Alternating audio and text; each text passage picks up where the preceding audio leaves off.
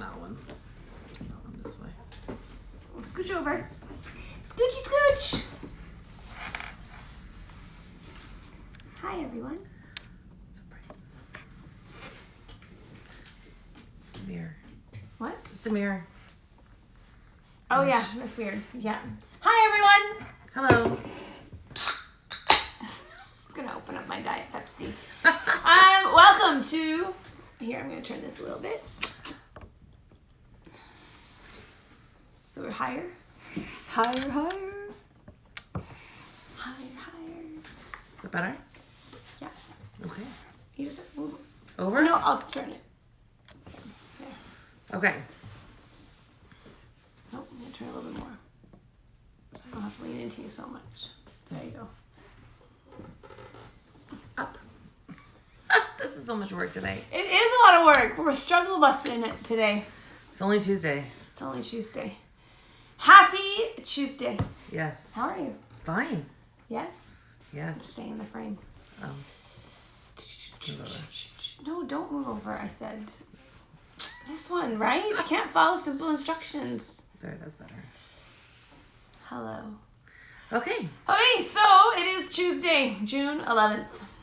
Welcome. Let's see if we get anybody up on here joining us today. But I wanted to come live today.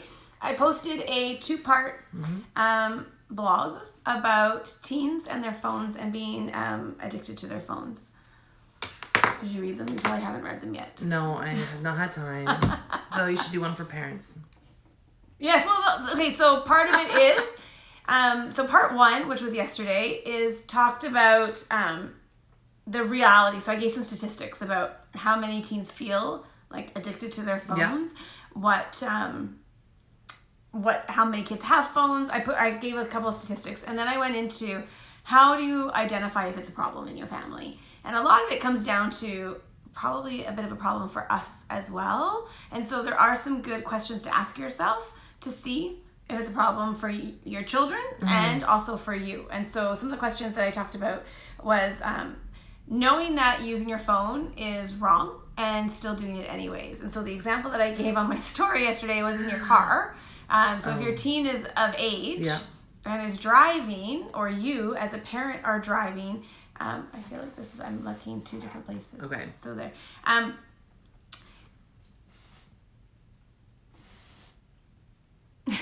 See my eyes go back and forth. Okay, let me back up. So yeah, using it when you know that it's illegal or not allowed to be done, and yet still feeling compelled to do it even though you know it's illegal. And so in your car, how many teenagers will have their phone in their car, whether it's attached to a device in the front seat of their car, or how many of them actually just leave it in their backpack in the back of the car. I have one teen who just started driving, and a second one she's been driving for a year and a half, and the second one is about to start.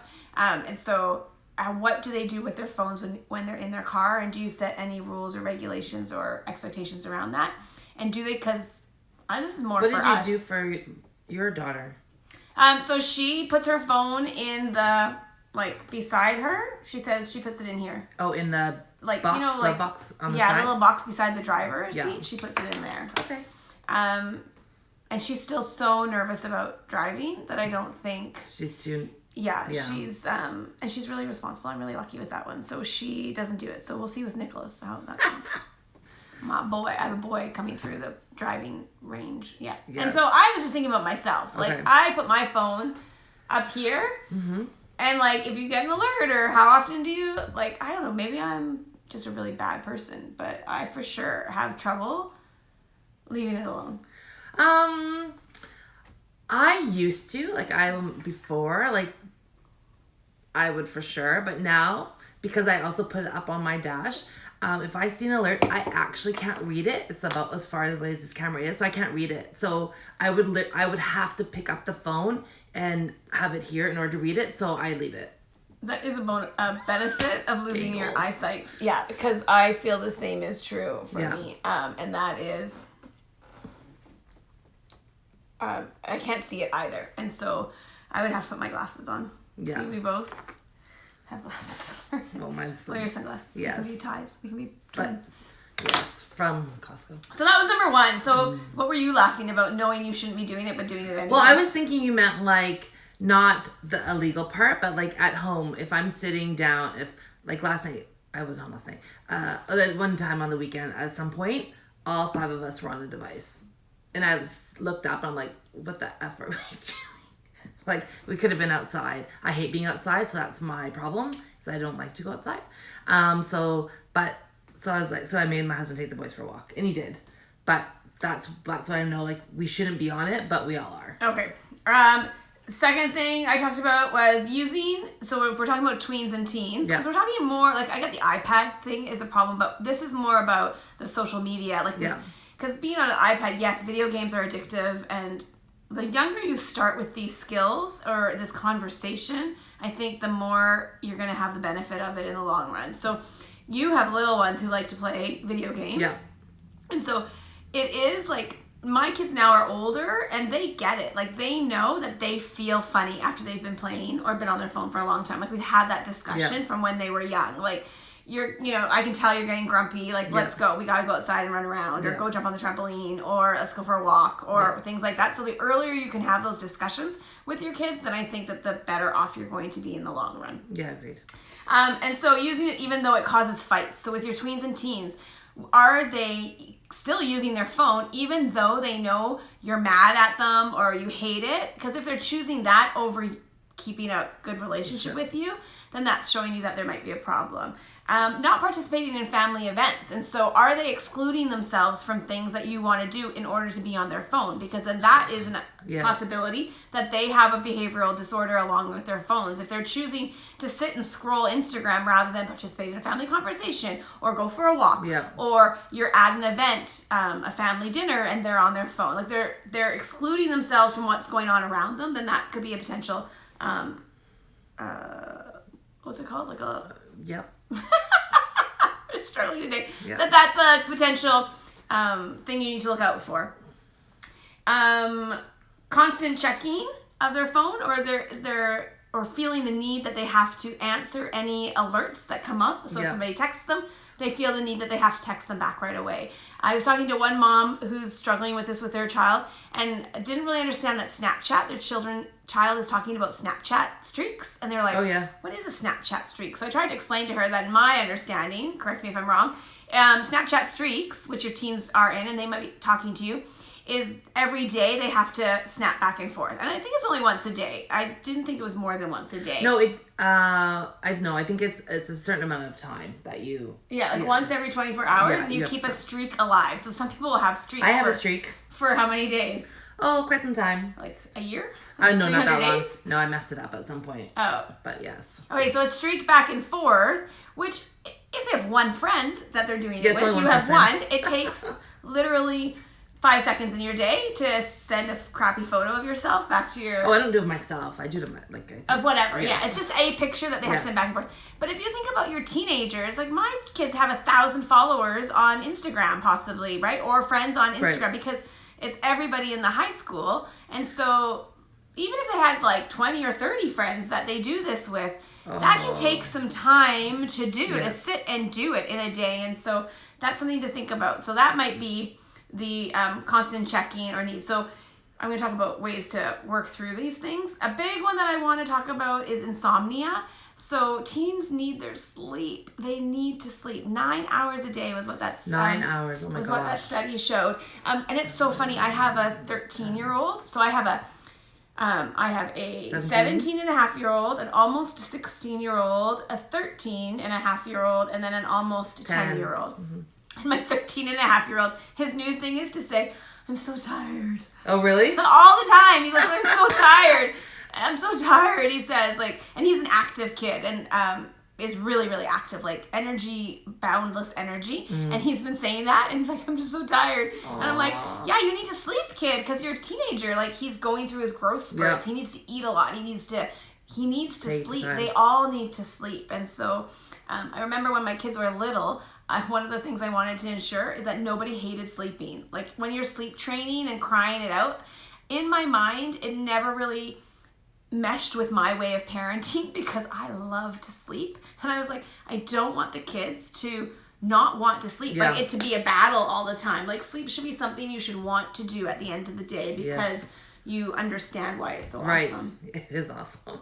Right? But if you're fighting with them over sleep time, which I get that sleep is an issue, but that's why I slept with them. Like I laid down with them because I just want it to be a nice, let's fall asleep. I want to go to sleep. We all want to sleep. When you're a mom, you don't get sleep. And so that was a big thing for me. Yeah. And so teenagers need 9 hours. So if they're having that phone and uninterrupted, like they need to try to sleep for a chunk of time. Not try and fall asleep. Right. I was just watching that Netflix show On the Block. I haven't seen it yet. Is that what it's called? On My Block? On the Block? On something block. On the Block. Yeah. And they, again, kids with their phones, and he's like trying to sleep, and like this, you keep hearing the phone, ding. And that's like drives me nuts with your phone. She has her alerts on here in the office. Yeah. And every time I'm trying to work and it's like bing, bing, bing. And I'm like, stop it, turn it off. Because it just bothers it immediately to me. And I think I just ignore it. I know, but you can't, your body like maybe, but yeah. It's having a reaction to it. It's the same thing with your kids if it's in their rooms when they're sleeping, and then if they feel the need that they have to answer it, then they're going to go and answer it. And so that's or in the morning if it's in the room, they're going to wake up and look at it and then not get ready for school. Yeah. And then makes them late. Yeah. So sleep is a big one. So that was like yesterday's blog post. So yesterday's blog post, I went through questions to ask yourself to see if it's really a problem. Again, it might not be a problem for your teen if you feel like they're really happy kids, they have good boundaries, they know how to self-regulate. So the big thing that I believe above all else is our job as parents is to teach our kids how to self-regulate themselves. And because ultimately they have to leave our home and go off and be functioning humans in the world. And once they leave, they're not allowed to come back to my house. So they better have success when they get out of my house because then we're gonna downsize and be gone. Right? And so they have to learn how to self-regulate. We all have to learn how to self-regulate. It's an ongoing thing that every human needs to learn. And so if your teen is already pretty good about that because you've set boundaries from the beginning, they've grown up that way, then great, then it's not a problem. But if you haven't, and because kids are getting phones younger and younger, my concern about thinking about what age you give your child a phone and what kind of openness you give them is that when they're 10, they don't even know themselves that well. Like they don't have the maturity or the self-realization about themselves about whether or not they can handle it, right? And so then they're immediately immersed into it. So I'm a proponent of waiting as long as you can until the maturity and then slowly implementing their responsibility. So I was listening to, I think it was like Cat and Nat, right, on Facebook, and they were talking about like, you have to let them go, like try, and they were using crossing the street, but no, you don't just like let them go and cross the street. I'm not saying that by now. Well, and I'm not saying that don't let them do it. I'm saying you have to do baby steps and open up the responsibility and the responsibility on them to start doing things. So the first, you're going to walk them, but then you're going to maybe stand back and let them press the button, and then you're going to make sure that they tell you that they're looking both ways. Or like you're going to slowly build up to that so that now, like my kids Katie, she'll be in grade 5 next year walking to school by herself, right? Because she won't have a sibling in school with her. And I think when Elizabeth and Nick were, I think around the same, grade 4, grade 5, they were walking together without me, probably. And then Zach would have been in kindergarten, I think. So, yeah. That was just one example. But same with driving. Like, you have to let them go, right? But little bit by little bit. So, is she allowed to drive, like, out of the city right now? Not yet, right? I will let her drive to Langley on her own on the highway. You will or you won't? I haven't yet because we haven't. Mostly I said to her, it's because I haven't been with you. Like, I would want to do it with you in the car a couple of times just to make sure that I'm comfortable with it and that you are comfortable with it and we do it together. And then I would let her go. Especially that highway.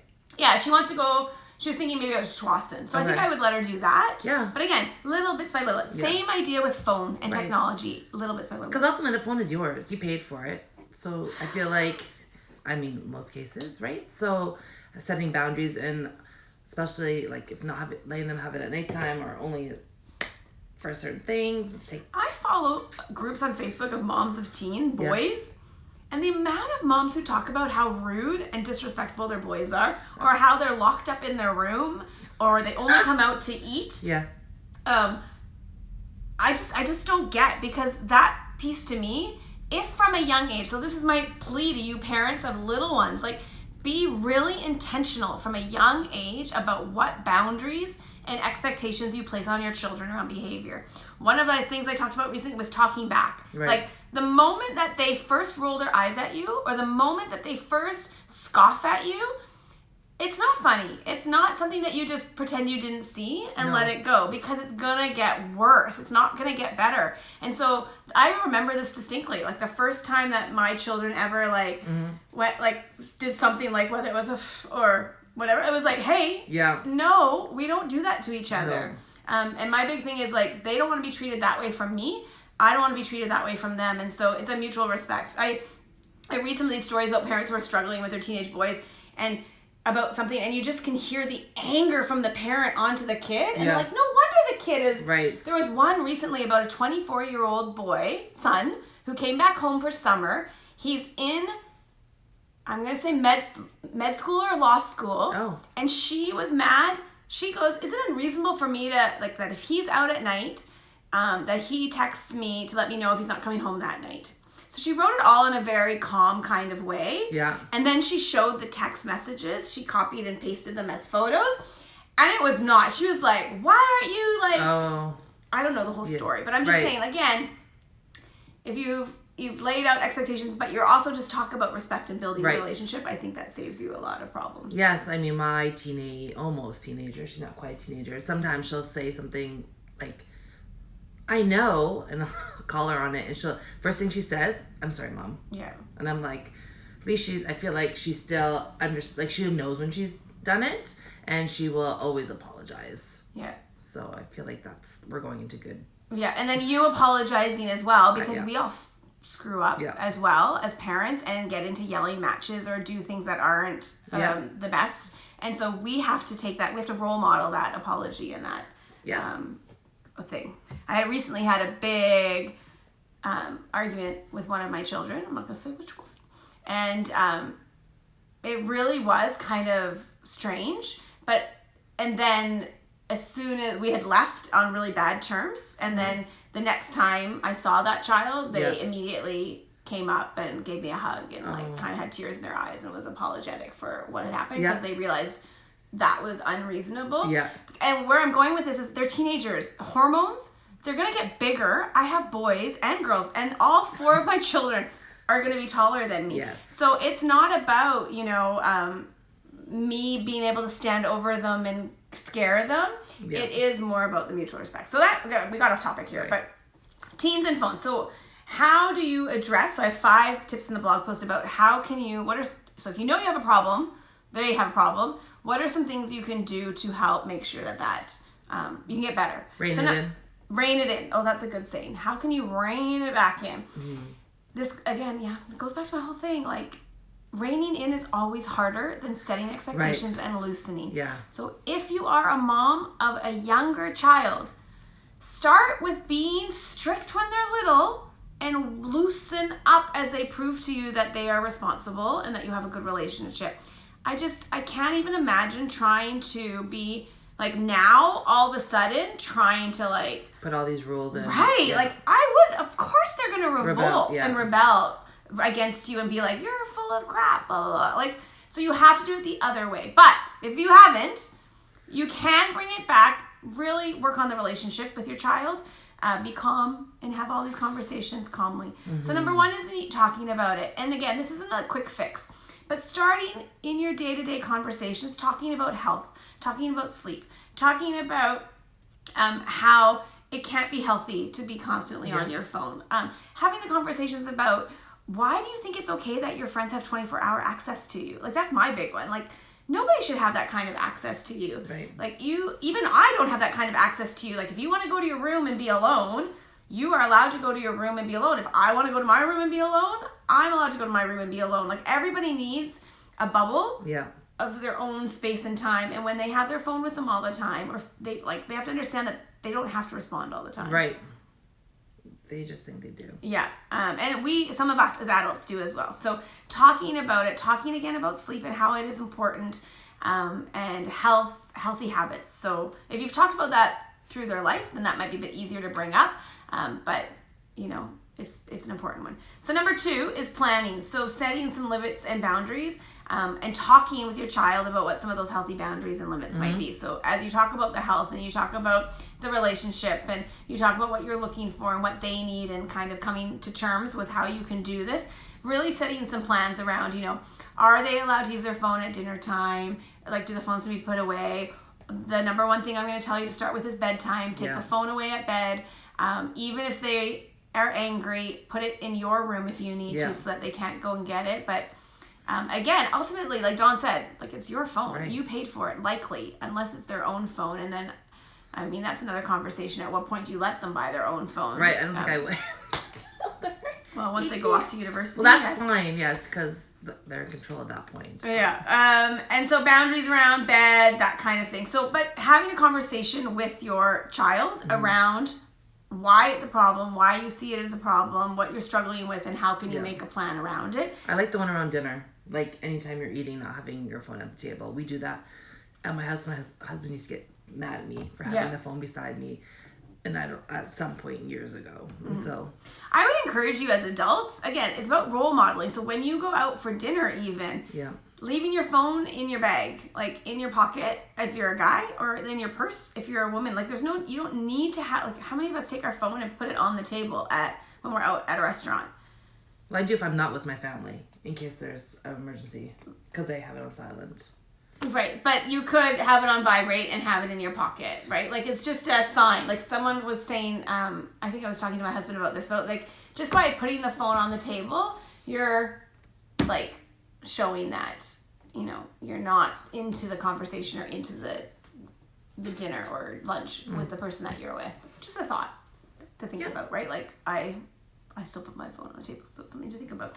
Number 3, so number 1 was talking about it in regards to your sleep and your health, having discussions with your kids, planning some limits or boundaries around it. Number 3 is monitoring their use. And so this mom that I was talking to didn't really, thought she was monitoring the phone, but there's something called ghost accounts. And so kids, you might have access to your child's Instagram account, but they might have made a ghost account, which means that it's a second account without your permission. Yeah. And that's where stuff is happening, or that's where they're engaging in other things. So are you monitoring, I mean, that's social media, like, acceptable use, but are you monitoring that?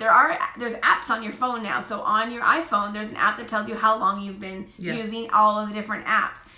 You could have a conversation with your teen, just sit down and compare phones. Like, well, here's mine, what's yours? Oh my God, look at you. Oh, look at me. Like, I wouldn't do that, but it's because I use mine for work. So, don't hide from it. That's a discussion. Like, yeah, this is what I'm doing for work, but you also probably are using it for social time as well. Oh, yes. Right. So, but, having that conversation, and then maybe you could set, like, competition. My kids are really competitive, so we could have a family competition about, like, I mean, my husband would win, but who could use their phone the least? Or you could reward it. You could do something around that, right? So monitoring them, teaching them how to track their own use. Yeah. But it's something you could do together, because, again, this problem isn't just with your child. You probably have some things that could be I know I do. So, yeah, same. Yeah, it's made me just writing these 2 blogs even just made me a little bit more like, aware.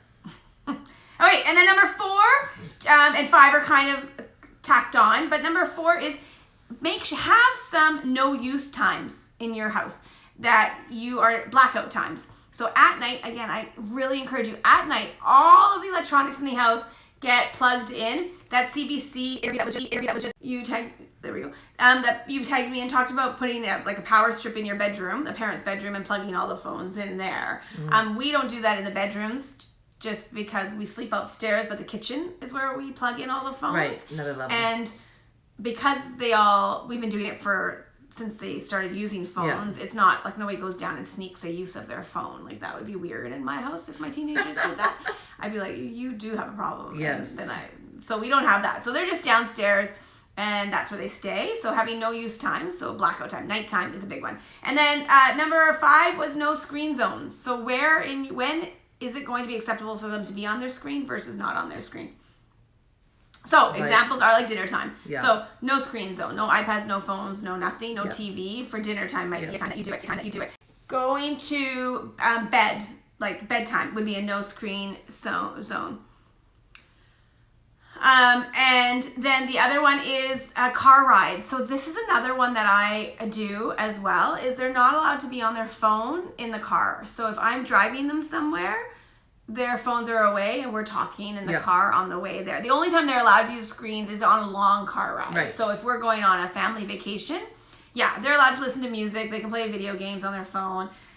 They bring books. It's just like they bring all their things. They bring snacks, right? So the phone is just another tool to help get them through a 5-hour car ride. And so that I'm okay with. Even if we go to Seattle and it's a 3-hour, if we're on a family vacation, driving in the car, they're allowed to use, same as an airplane. There's no rules around that. They can use it for as long as they want to get through, because we all do. Right. The only rule is is me and my husband, we don't use phone. Well, he can't. He's driving. Right. But I try not to use it if we're together in the car. And so that's, again, role modeling, conversation, and good behavior skills that way. Yeah. So again, so those are my 5. So 5 things that you can do today to start the conversation is 1, talking about it with your teen, talking about how it is affecting their sleep and their health. Number 2 is planning some limits or boundaries with your child. So talking about what are, coming to an agreement about that. Number 3 is monitoring their use with the apps on their phone. Number 4 is instilling some no use blackout times in your house. And number 5 is no screen zones. So making sure that, deciding where in your house, under what circumstances are you not allowed to use a screen. So it might be family dinners, it might be family outings, it might be going for a walk. Or specific spots, like not in your bedroom. Or not in the car. Bedroom. Correct. Yeah, those kind of things. Yeah. Not when you're outside in the backyard. Yeah. Right? The kids sometimes ask, can I play on the phone outside? No, if you're going outside, go jump on the trampoline. Oh, I let my kids go outside and sit on the Well, I just furniture. have younger ones who are more addicted, so they would be on it 24 hours a day if I let them. Right. So then when they go outside, they're not allowed to. Okay. For us. Yeah. Right. All depends on what works for your family. And I think your number 2 point about discussing it with your child versus telling your child will help bring them on board. Yeah, the last 2 blog posts I did were parenting strong-willed children. So go back and read those on lazyparenting.ca, because there are some strategies, I think it was 10 in total, about these kinds of things. Yeah. How important it is to build a relationship with your child. And the number 1 thing that I loved out of those 10 points was, if you have to make your child want to make it more important for them to have a good relationship with you than to disrespect you, than to fight with you. Right. Or make whatever their choice is. So if you can brainwash them from a young age, and I use that word brainwash just because I can't think of another word, to want to have that your relationship together is the most important thing above other things, then I think you're setting yourself up for success. I think I have that with all 3 kids so far, and I think it will carry on. I work really hard. It's a lot of work. And it's all based on respect, right? Right. Okay, so lazyparenting.ca is the website where all those blog posts and lots of other ones. So if you have little ones, it goes from babies, there's all kinds of topics. You can go on there and search different things. And then I would love it if you shared this video. So if you want to take a screenshot, smile, take a screenshot and share it or post it onto your Instagram story, that would be awesome. I would love to have more people involved in this conversation around parenting and kind of get us all sharing ideas. It's great if there's people who are commenting. And so, that's all I got to say today. Have a great Tuesday, and we'll see you next time. Can you reach it? I didn't go live on Facebook. No.